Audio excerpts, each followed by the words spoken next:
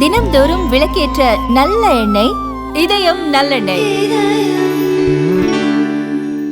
கத்தாரில் இஸ்ரேல் விமானப்படை நடத்திய வான்வழி தாக்குதலில் ஹமாஸ் அமைப்பினர் கொல்லப்பட்டதாக இஸ்ரேல் தெரிவித்துள்ளது. இஸ்ரேலின் ஜெருசலம் நகரில் உள்ள பேருந்து நிறுத்தத்தில் பாலஸ்தீனத்தைச் சேர்ந்த 2 பயங்கரவாதிகள் துப்பாக்கிச் சூடு நடத்தினர். அதில் 6 இஸ்ரேல் குடிமக்கள் உயிரிழந்தனர்.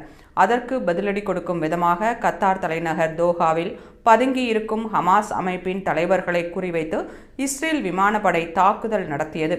அந்த தாக்குதலில் ஹமாஸ் அமைப்பின் தலைவர்கள் கொல்லப்பட்டதாக இஸ்ரேல் இராணுவம் தெரிவித்துள்ளது. சர்வதேச விதிகளை மீறி இஸ்ரேல் தாக்குதல் நடத்தியுள்ளதாக கத்தார் அரசு கண்டனம் தெரிவித்துள்ளது. தாக்குதல் நடத்துவதற்கு சில நிமிடங்களுக்கு முன்னரே தங்களிடம் இஸ்ரேல் தெரிவித்ததாக அமெரிக்கா கூறியுள்ளது. கத்தாரில் இருக்கும் தங்கள் நாட்டு மக்கள் பாதுகாப்பான இடங்களில் தஞ்சம் அடையுமாறு அமெரிக்கா அறிவுறுத்தியுள்ளது. சில நாட்களாக காசா மீது இஸ்ரேல் நடத்தும் தாக்குதல் குறைந்திருந்த நிலையில் இப்போது கத்தாரில் இருக்கும் ஹமாஸ் அமைப்பினரை குறிவைத்து இஸ்ரேல் தாக்குதல் நடத்தியிருப்பது மேற்காசியாவில் மீண்டும் பரபரப்பை அதிகரித்துள்ளது.